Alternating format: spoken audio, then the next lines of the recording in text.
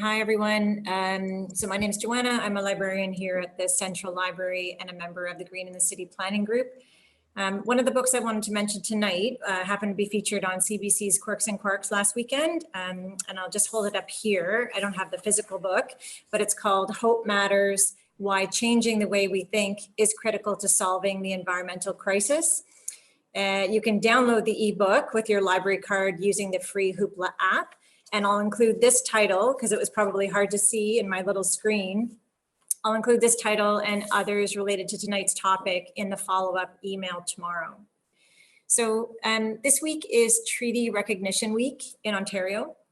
And tonight we would like to start by taking this time together to acknowledge that we in London, Ontario are speaking to you from the traditional lands of the Anishinaabe, Haudenosaunee, sorry, I've lost my screen here. Haudenosaunee, Huron-Wendat, Lenape, and neutral peoples. This land is covered by several treaties, including Treaty 6, the London Township Treaty of 1796. We acknowledge historical and ongoing injustices that Indigenous peoples endure in Canada. We are grateful for the opportunity to meet here, and we thank the generations of peoples who have taken care of this land. Together and going forward, may we recognize our own responsibility in the stewardship of this land.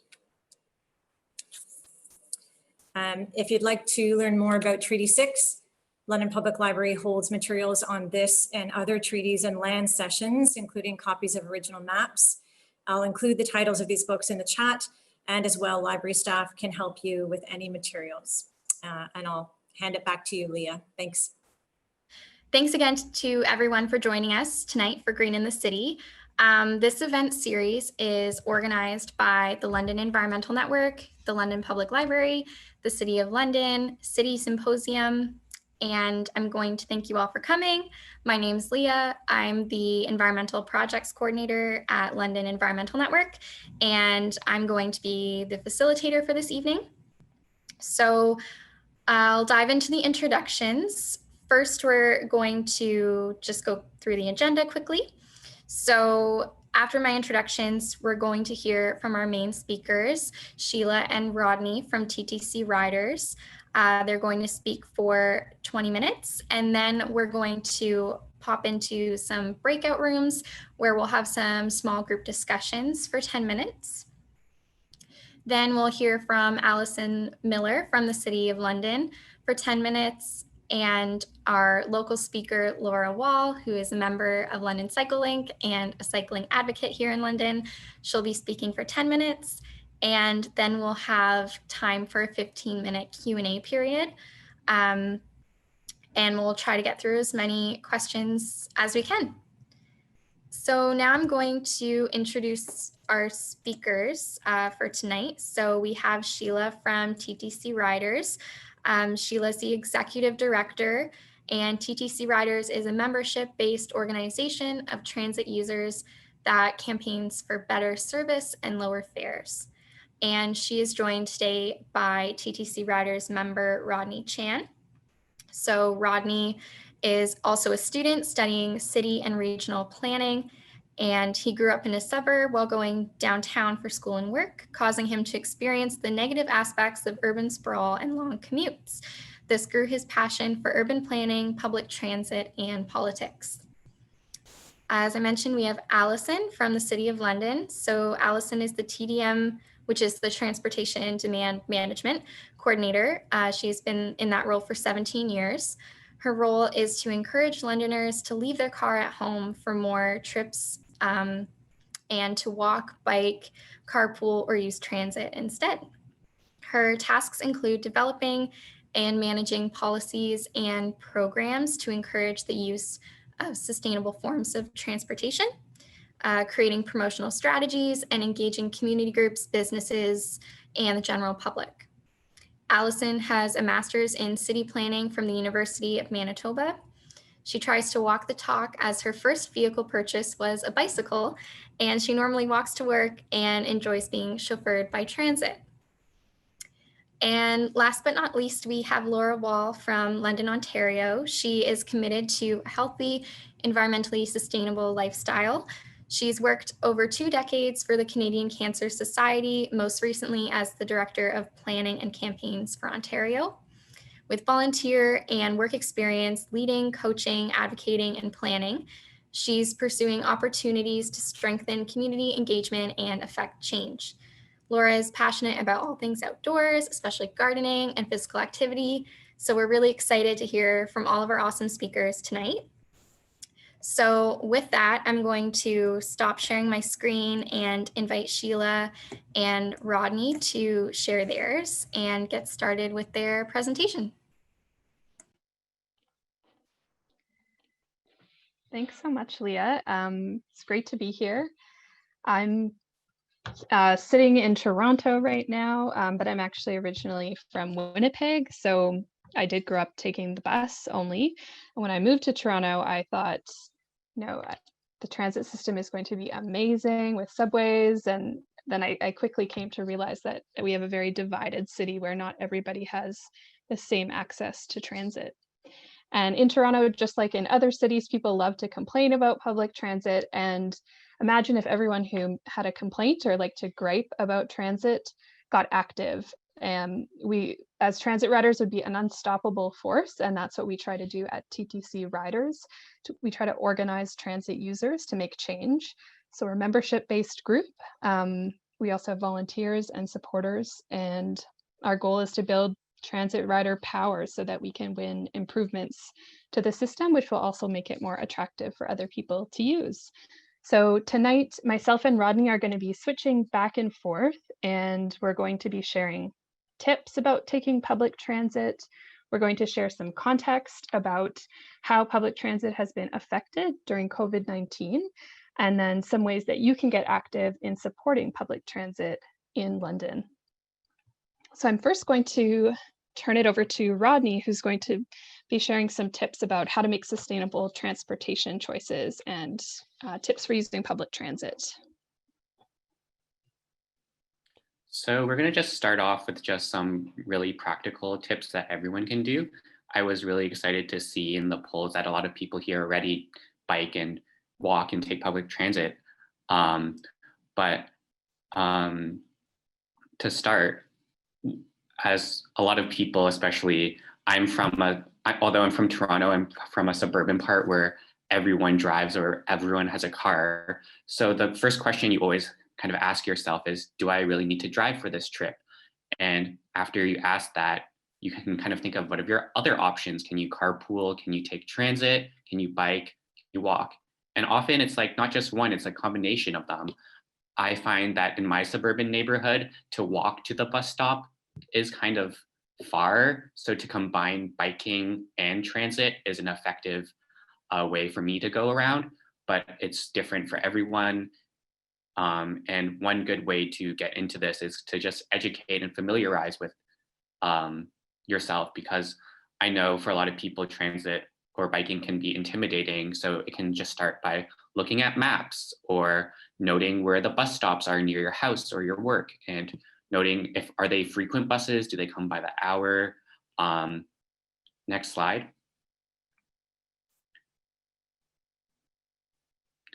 So I'm sure London Transit I checked myself, they have a nice website. You can plan your trip, look at schedules, and they even have an app. So I think that's an amazing place to start. Next slide. And when I was talking before, even just looking at a map is kind of nice to see where things are. And I'm sure Laura will have more to talk about with cycling, but even just learning what a bike lane is, what's the difference between a bike lane and sharrows and cycle tracks, and kind of knowing what makes you feel safe or what's the most direct route from work to home, just kind of diving into it can be helpful, and saying, oh, this isn't so hard, or there's actually a lot of options available to me. Next slide. So you can also, if you yourself are already doing this and taking transit and biking, you can encourage your friends and families to do the same. There are plenty benefits to walking or biking or taking public transit. It's been proven to get better cardiovascular health and mental health if you're outside and doing exercise. And at times it can also save money, and you can also reduce pollution. And you can even go take a bike ride or walk with them. Another way you can help sustainable transportation in your community is to get active in your community. You can volunteer or join an organization. I'm not sure what London Environmental Network offers, but I'm sure you can ask them about volunteer opportunities, or even attending workshops like this is great. Like, I joined TTCriders, and I've been doing a lot of great work for them since, and it's been really good. And also another way to get active is to vote and get in contact with your MP or MPPs. You know, you should ask them what their plans or thoughts on transit are, and you should vote and act accordingly. Yeah, next slide. Awesome. Here we're gonna, feel free to jump in here, Rodney, too. We're gonna share some tips for transit during COVID-19.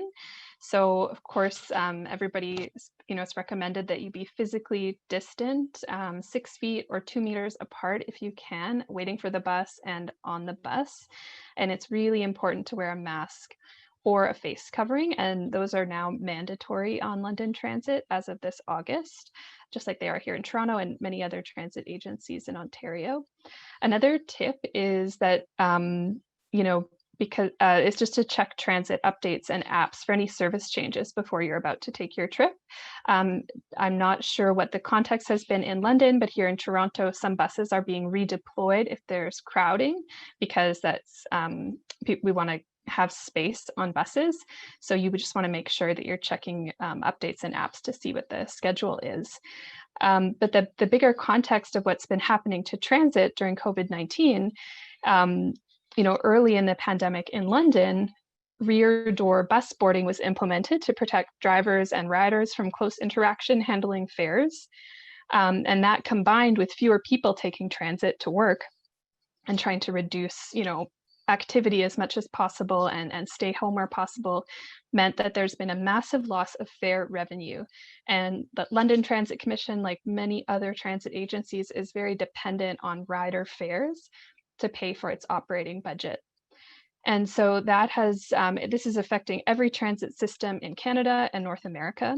The federal and provincial governments have provided some emergency funding, but it's actually not going to be enough to cover the shortfall that London is experiencing or other agencies. So right now, the transit ridership in London is around 50%. That's based on an article in the London Free Press from just a few days ago. Toronto's around the same as well.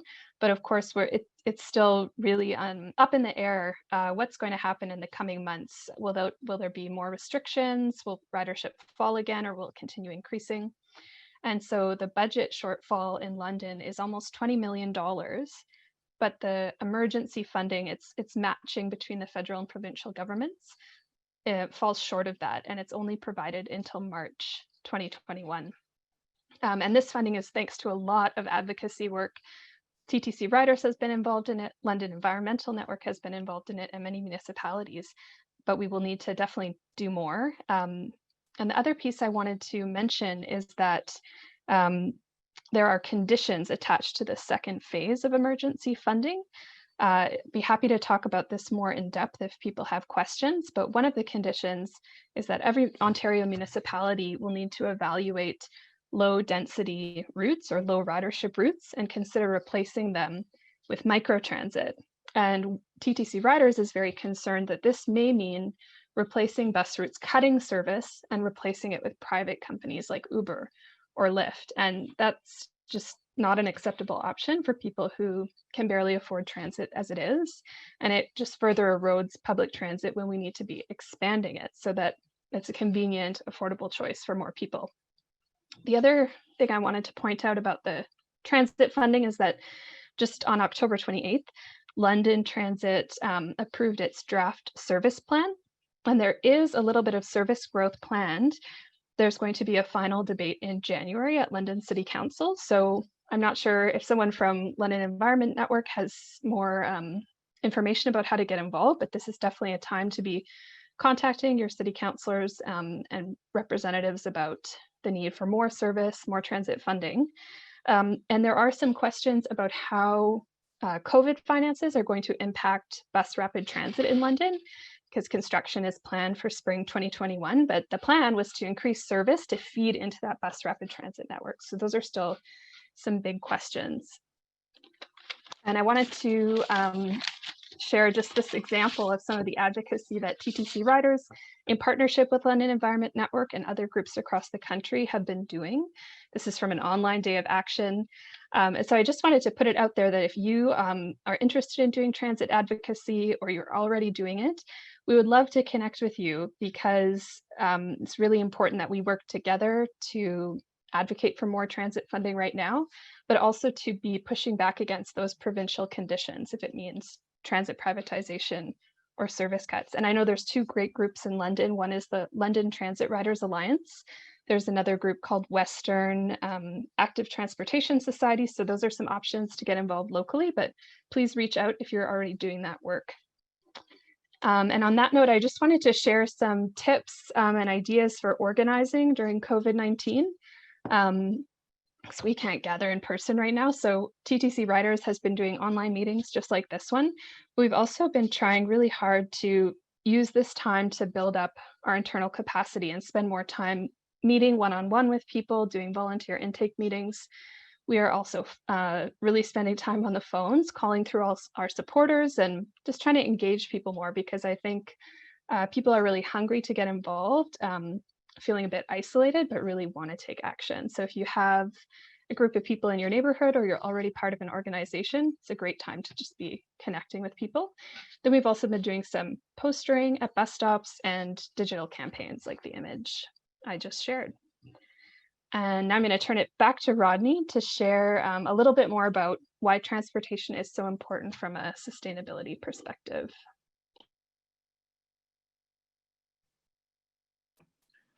Yeah, so we all know that driving has a lot of externalities, and it has a cost to having this many cars on the road. So here in this picture, you can see 55 cars carrying about 61 people. This is based on Toronto, where the occupancy of each vehicle is around 1.1 people. So most cars just have one person. So next slide.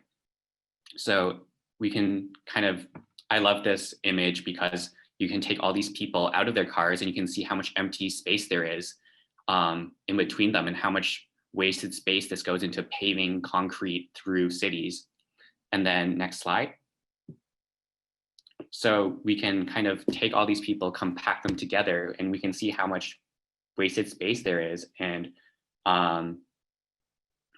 if you put all these people together, you can put them in a vehicle. So next slide. So in Toronto, we have streetcars, and you can fit 61 commuters pretty comfortably into this one particulated streetcar. So you can already see how much space you're saving and how much pollution you're saving from all the gas cars to an electric vehicle. And this just kind of shows how important public transportation is to sustainability. So next slide. So this is just another example of this, except with buses and bicycles. So you can kind of see same idea, right? You can see how many cars it takes to transport that small amount of people in comparison to a bus or bicycles. Next slide. I know London is implementing bus rapid transit, and that's really great because this is a video that kind of shows how amazing bus rapid transit can be, right?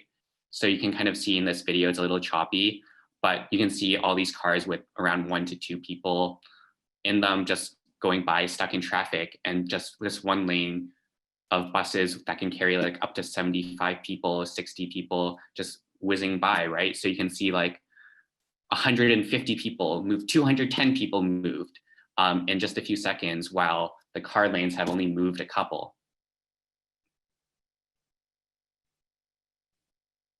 So next slide. So in Toronto, TTCriders, we've been really pushing for more of these bus lanes because they're so much more faster to implement and cheaper than rapid transit like LRT or metro or subway. So we've been pushing the TTC and the city to implement them on major corridors along our city that have really high bus ridership.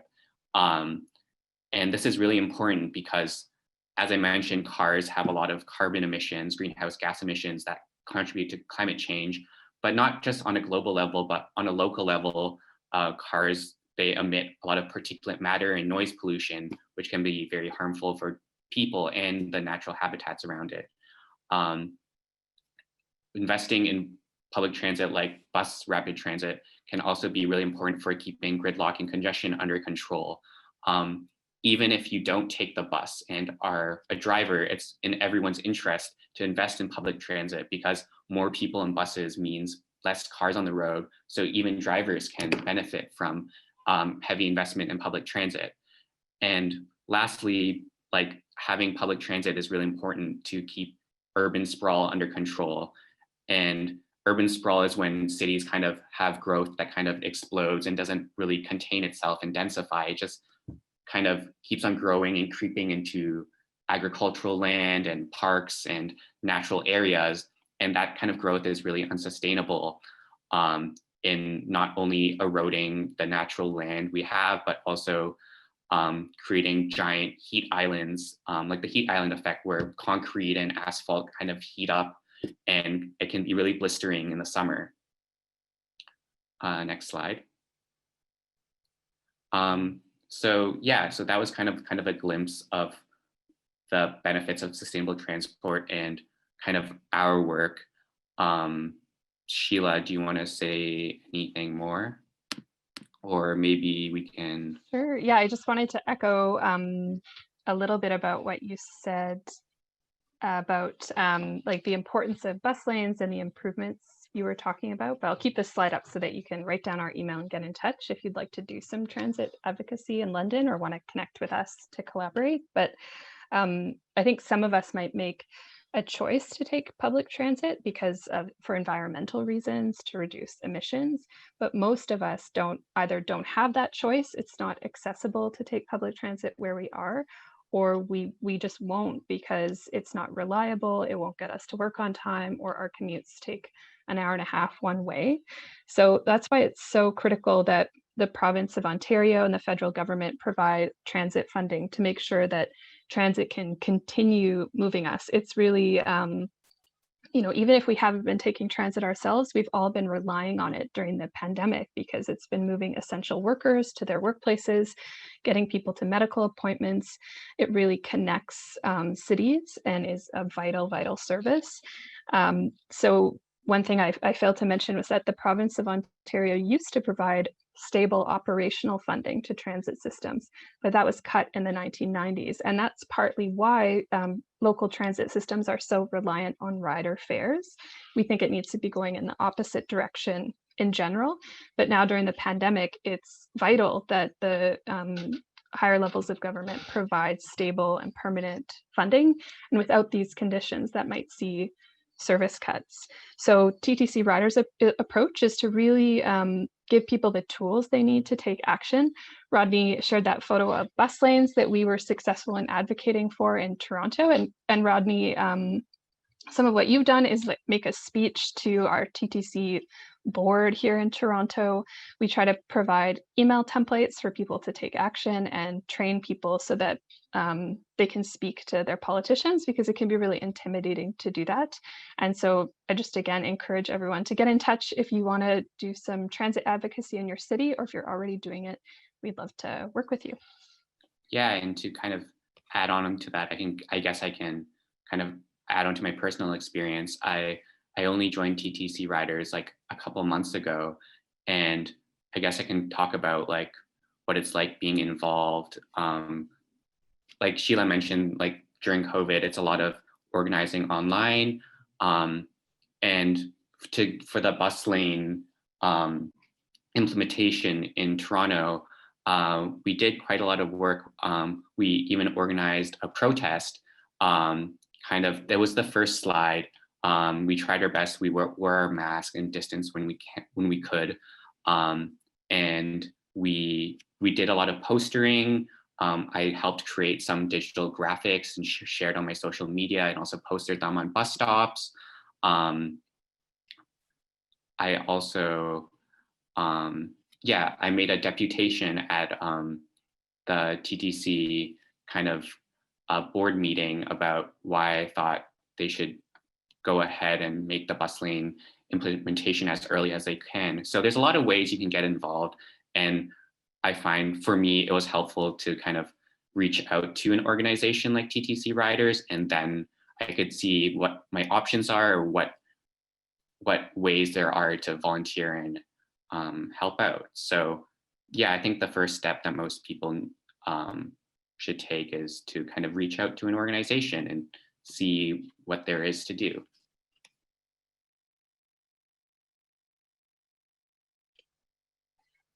Thanks. So I think that's it for our presentation. So I'll stop sharing my screen and looking forward to chatting with all of you in the breakouts.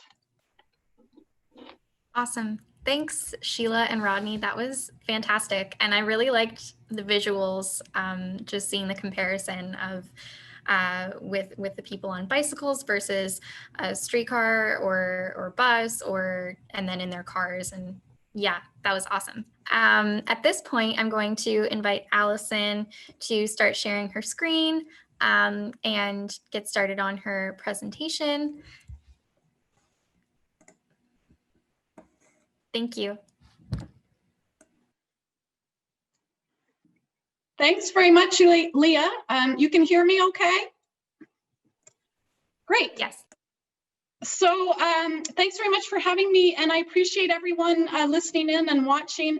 If I see you glance over at your phones on the side to watch the election results come in, that's totally fine. I'm going to be presenting the Sustainable Transportation Municipal side of things, and I do appreciate that my co-speakers are also talking about sustainable transportation modes, and I hope that what I have to contribute really helps to round out the conversation.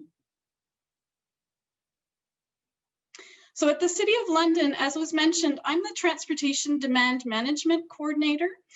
Essentially what TDM means is all those strategies that result in more efficient use of London's current transportation system and looking at the future as well.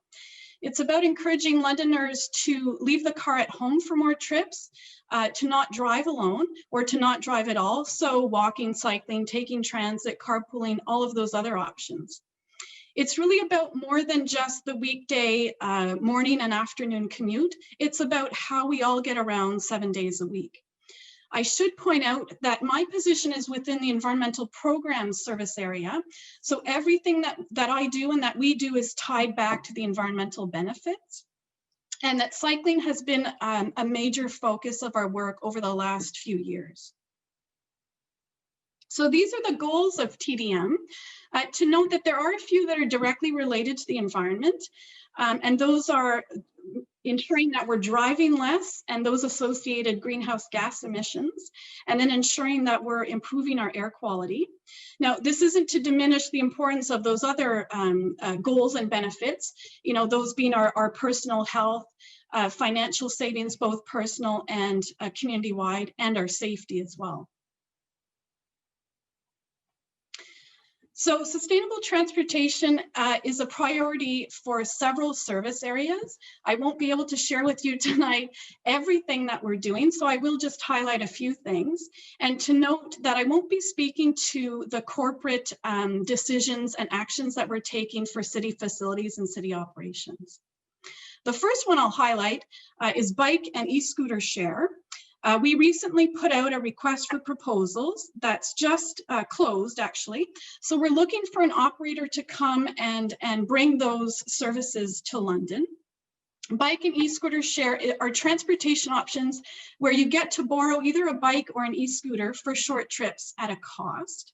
It's really meant for borrowing it from one location and then dropping it off at another location.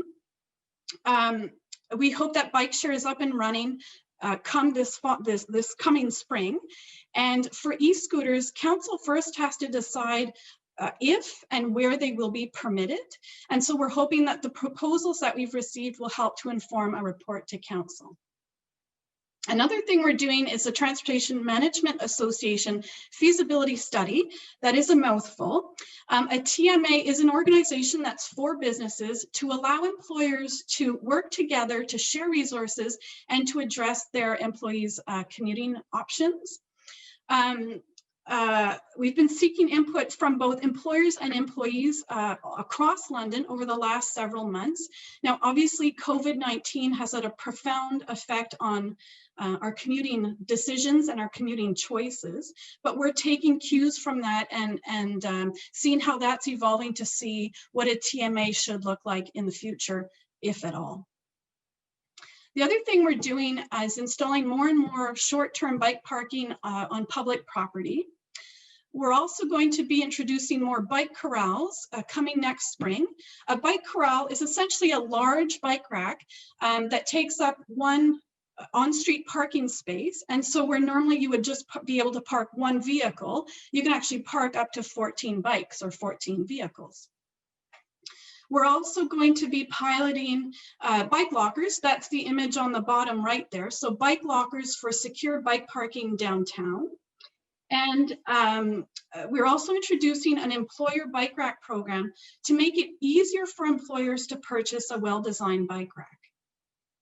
The city is finalizing the neighborhood bike parking guidelines. This is a document that will provide guidance on the best designs from the user's perspective, from the cyclist perspective, and for their bikes, and where they should be installed in the public right-of-way, and specifically around transit stops as well. The guidelines are meant for city staff and for contractors to use. The 2020 cycling program is worth noting, is very noteworthy. Downtown projects are going to be extending separated bike facilities from the Thames Valley Parkway, our pathway system at the Forks, all the way into downtown and then connecting into Old East Village. And all of those projects should be complete next year in 2021. We're also extending the separated bike lanes along Colburn northward to Oxford Street. The picture that you see there on the left, although not the prettiest picture, makes my heart go aflutter. This is the intersection of Dundas and Colburn, and it's London's first protected intersection being built. So this will make it, in a way, simpler for drivers, cyclists, and pedestrians to navigate through the intersection. It is worth noting that the 2020 investment in cycling is the largest so far in London. And on that note, the Thames Valley Parkway North Branch connection that's just opened a few days ago between Ross Park by Richmond Street all the way to the Adelaide Sports Fields. That's been a fantastic thing. That's been a long time in the making, and that's now made that connection for several of us who use and enjoy that beloved amenity in London. We continue to add more pedestrian crossovers. That's the image in the bottom right there. There will be 150 of them by the end of this year, and then another 10 to 20 will be coming online next year as well. They're meant to help pedestrians cross the street more safely. And by law, drivers and cyclists must stop and wait until the pedestrian has crossed the complete street. This year, we've also introduced lower speed limits with the first phase of 40 kilometers an hour areas, and then also the 30 kilometers an hour along Dundas Place. All of these actions relate to the environment through the Climate Emergency Action Plan, as Leah mentioned earlier, which it's being developed right now, and we are seeking your input. I will note that if you're excited about that, the upcoming November 24th, Green in the City session about COVID-19 and a green economic recovery. One of the speakers will be my colleague, Mike Fabro. So I do invite you to tune into that. So I thought you'd like to see the latest on the bike facilities that are being built in London. This table shows you the cumulative length of those. To note, those two last lines before the total are pathways. So those are obviously not only for cyclists, but for people walking, for inline skaters, and for others. So this just shows that we continually are adding to the network of facilities, and many Londoners use these for active transportation, for recreation, and for exercise. Now I'm going to give you some of the climate and greenhouse gas impacts of our transportation choices. This illustrates that in 2019 there were 292,000 vehicles or personal vehicles registered in London. Of those, to note that only a small percentage were hybrid or electric, and also noting, as has been said earlier, that these vehicles, no matter how they're run, they still have the planning issues of requiring a lot of space to be stored and for moving around.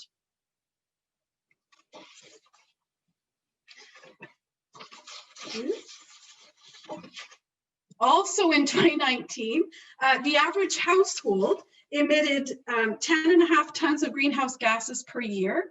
Of that, 49%, or roughly half of the 10.5 tons, were from our automobile gasoline. This illustration shows more broadly on the London scale, in 2019, the amount or the tons of carbon dioxide that were emitted. We often think of industries as being big polluters, if you will, but really this just shows that it's our decisions and in how we choose to get around the city that has a profound effect. So we can all take action. Having been sort of presented the bad news, now I'm going to give you some of the good news. There is light at the end of the tunnel. In this case, the Greg Cournot Tunnel. There have been notable COVID-induced changes that have happened over the last number of months, including less commute-related transportation for many of us. But however, this isn't the same for everyone, and there's more that we can all do. For every day, it's simple, walk more. We don't talk enough about walking, and if you can, if that's something that you're able to do, then choose to walk for more of your trips.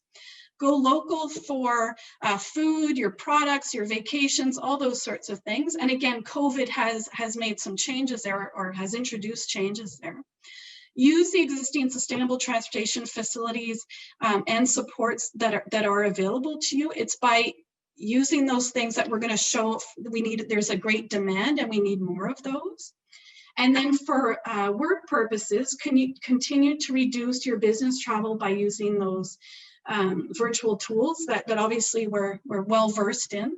As an employer, reduce employee commuting by promoting options, but then more importantly, by supporting those options. So ensuring that you've got secure bike parking for employees, that they have access to transit routes and schedules and those sorts of things.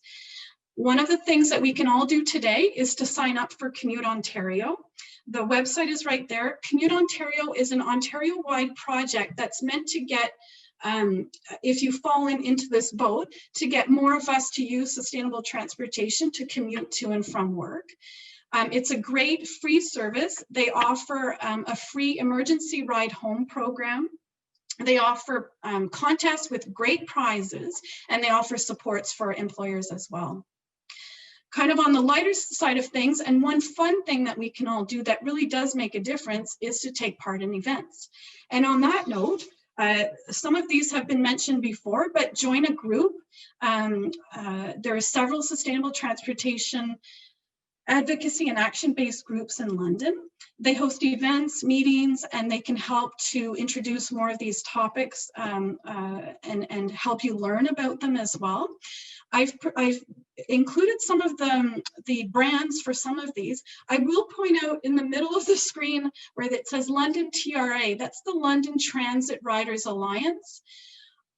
I am unclear whether they are still active. Perhaps someone else on the call can confirm that. But at one point, they were quite active in London. The other thing you can do is go online, learn about sustainable transportation, research what's happening in other communities, join online communities, talk to city staff like myself. We're friendly, we're subject matter experts, but we're not experts on your experiences getting around our city, getting around London. And it's by speaking out and sharing your needs and your interests that more changes will come. In closing, we can all make a difference and we can all take action now. So we need to see less of the driving alone and more of all of those other options that we currently have in London, and that we will have more and more options in the future as well. Now, I did mention the environment, and this has been mentioned, but London's Climate Emergency Action Plan is under development, and we do want to hear from you. And these are ways that you can get involved and present your ideas as well. So that's the end of my presentation, and I thank you for listening, and I will stop sharing now. Awesome. Thanks, Allison. So I will now share my screen and invite Laura to begin her presentation. Great, thank you. And I was really excited to have the opportunity to speak today, and I'm really going to frame it around a bit of a story about how I've come to where I am today, which is that I am using my bike primarily as a my means of getting around and getting tasks done. But like many journeys, I didn't get there as quickly as maybe I wanted to. But I do want to start with the quote that with a bike you can fold space and time, because I truly do believe that the bike is the quickest way I can get around these days. So I do want to mention that I, like Rodney, just recently joined the London Cycle Link because of my interest in cycling, and but even more importantly, because I saw the work that they're doing to make London a bike-friendly city as something that I could get behind in terms of advocacy work that I want to do. Infrastructure has definitely been mentioned a number of times here, and that's a key driver for making cycling that option that people will choose.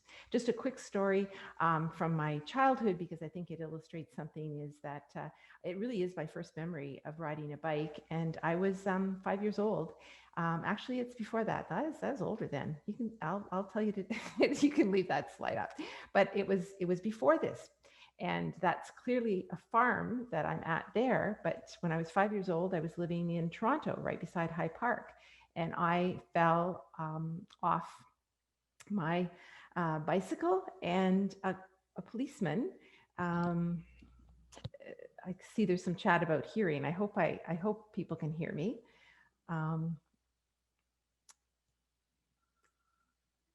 Okay, I got one thumbs up. So I fell off my bike. A policeman stopped to ask if I was okay.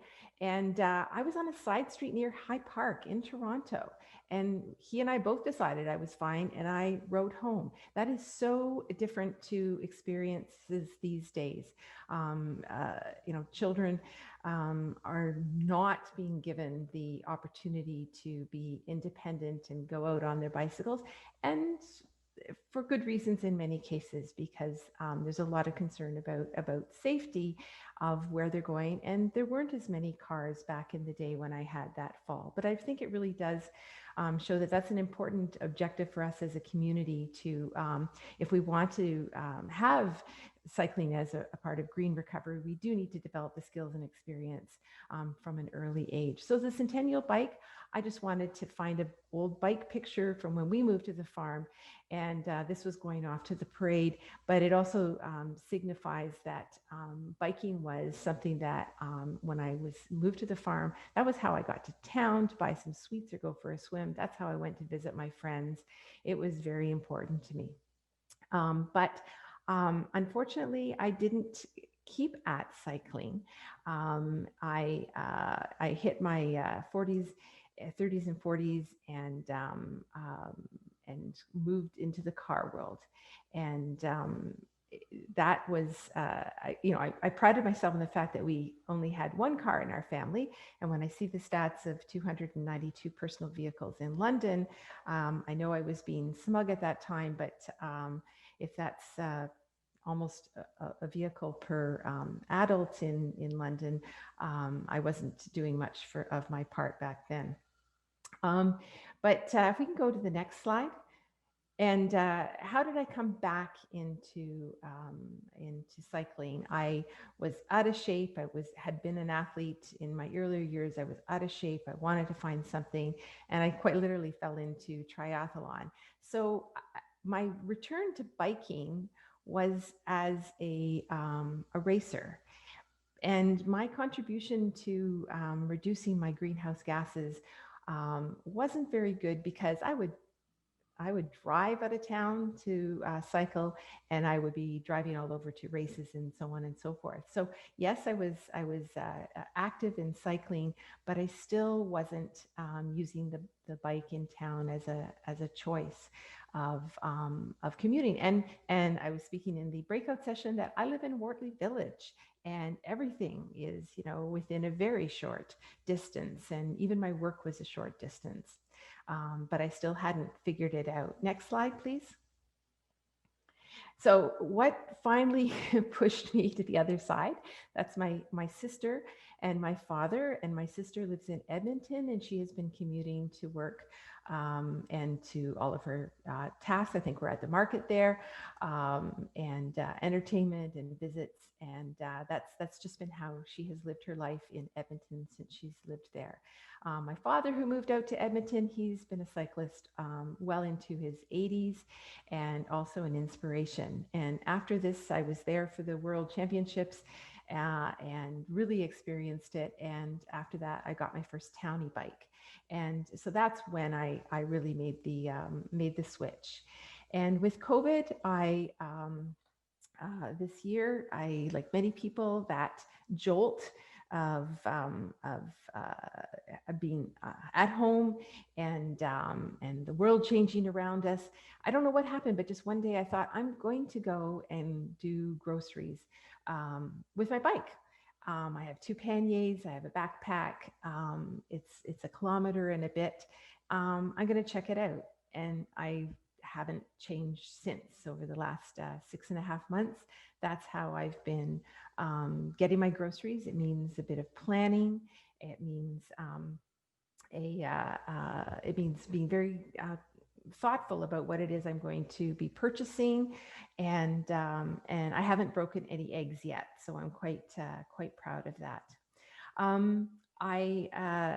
If we go to the next slide. That's me on my bike, and I think I mentioned to Molly about the toilet paper. It nicely fits back there. And the next slide. And so while I still train and commute everywhere now on my blue breezer, I'm no longer driving out of town to train. I will ride out of town. There's better infrastructure than there has been. I'm delighted to tell you that there's some really positive work that's happening thanks to London Cycle Link and some other people and organizations and the city in London who are looking at how can we really take this moment in time to expand the safe infrastructure in this city so that more people will take up the opportunity to use a bike. I've really jumped quickly through this because of the time, but what I'd like to finish with is just to mention that a couple of organizations, one being of course London Cycle Link, but also perhaps for anybody who has young or school-aged children and are looking for some resources, the Active and Safe Routes to School is another group that is particularly targeted at getting young families and around the school environment. So there are some great resources out there. There's some advocacy working on behalf of the community so that we can increase the number of safe routes that are available to us. And I would encourage you to seek those out. Thank you. Wonderful. Thank you so much, Laura. That was fantastic. So I think we're going to jump into some Q&A. We have about 10 minutes. So one question that jumped out at me was a question from Jessie, and it's directed to Allison. The question is there any thought or study into using raised pedestrian crossings? So prioritizing pedestrians and making them more visible and easier to cross for wheelchairs and others at intersections. So Allison, if you would be able to speak to that a little bit. Yeah, you will notice throughout London more and more raised intersections. And so that's really meant to make it easier for accessibility for everyone to get across the street, be more visible. And it's a cue for drivers to slow right down.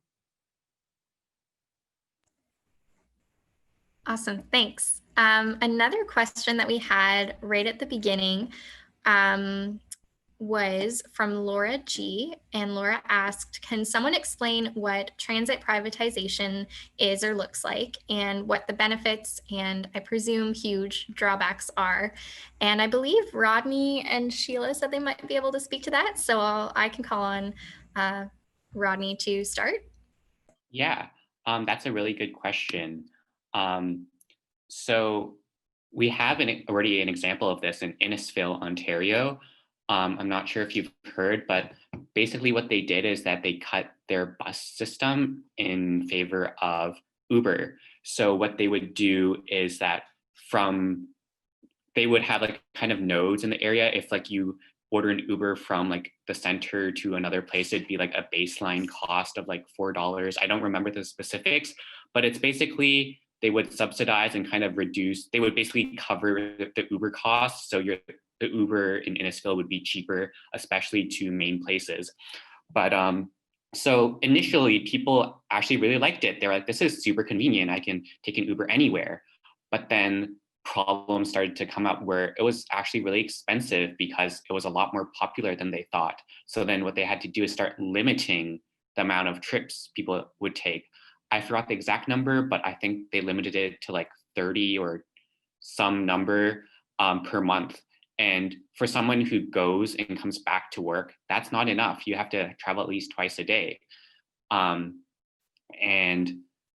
also the cost ended up being more than if they just were to run bus routes. And then also it does nothing to stop pollution and congestion. And it's just overall a kind of unsustainable method. So we already have like a case study right here in Ontario showing that it doesn't work. And Sheila just in the chat did put a little link about the Innisfil example. So we should be very skeptical about the provincial government kind of putting a clause saying that cities will have to reevaluate their low ridership routes for microtransit, because at the end of the day, a lot of the reason why low ridership routes exist is because they come like every hour. No one takes, if a bus comes frequently and reliably, they attract riderships on their own.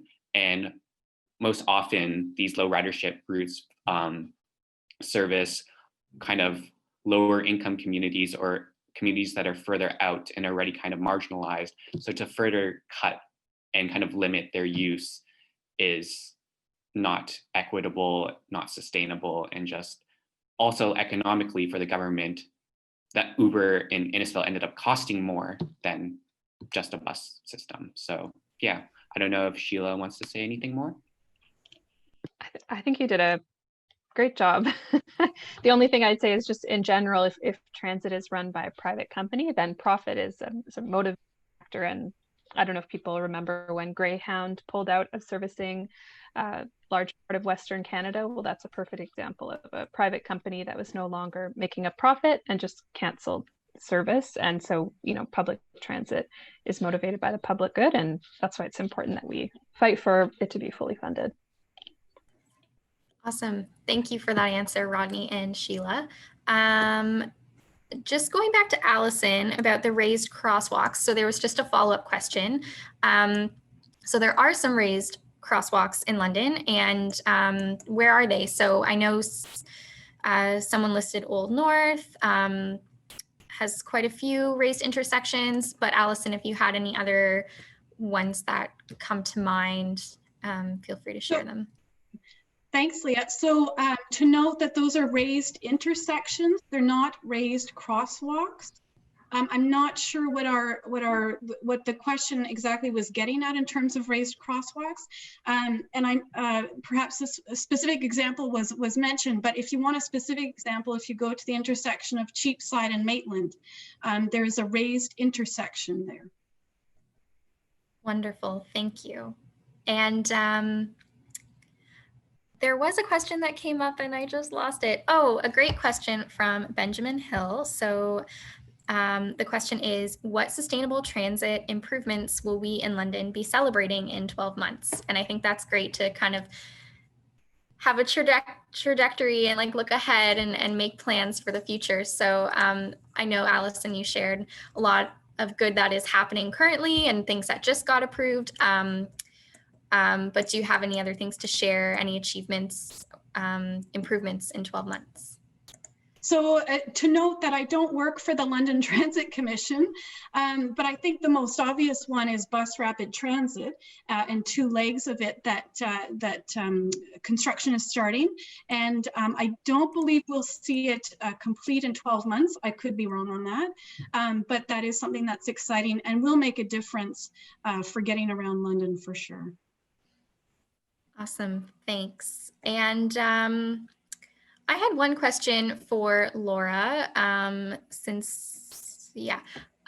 so Laura, I know you mentioned that since you cycle more, it involves a lot more planning about your trips. And I was wondering if you could speak a little bit more about how that has impacted your life overall and like any decisions that you make and how transit is really a driving force in your life and cycling is a driving force. Sure. Yes. So, I mean, practically speaking, with groceries, for example, you know, you're planning about what do you need, but also the size and the weight of what it is that you're carrying. And because I just like to go once a week, so that's, you know, that kind of careful planning. But when it comes to some other of my cycling and trips around for chores, you know, I figure out the route that I want to use, and again, what I'm picking up when and where I'm going to park. I was really glad to hear from Allison about some of the parking initiatives, because I'll need to, you know, if I'm going to be leaving my bike outside, will I be bringing whatever I've purchased inside and so forth. So it's just that kind of, but, you know, I had to think it out a lot more in the beginning. It becomes a little more second nature as you go along. Mm-hmm. For sure. That's awesome. So I think we're at 8:14. So I'm going to wrap up the Q&A there. And really quickly, just going to share my screen once more. First, I just want to close off the evening by thanking all of our speakers, all of you for coming out to this event, the library, City Symposium, and City of London. And I wanted to highlight that we have 3 more Green in the City events happening over the next 3 weeks. So they're up on the screen there, and you can register for each of them at londonenvironment.net/green_city. And next week, we're talking about urban agriculture in your backyard and community at 7 p.m.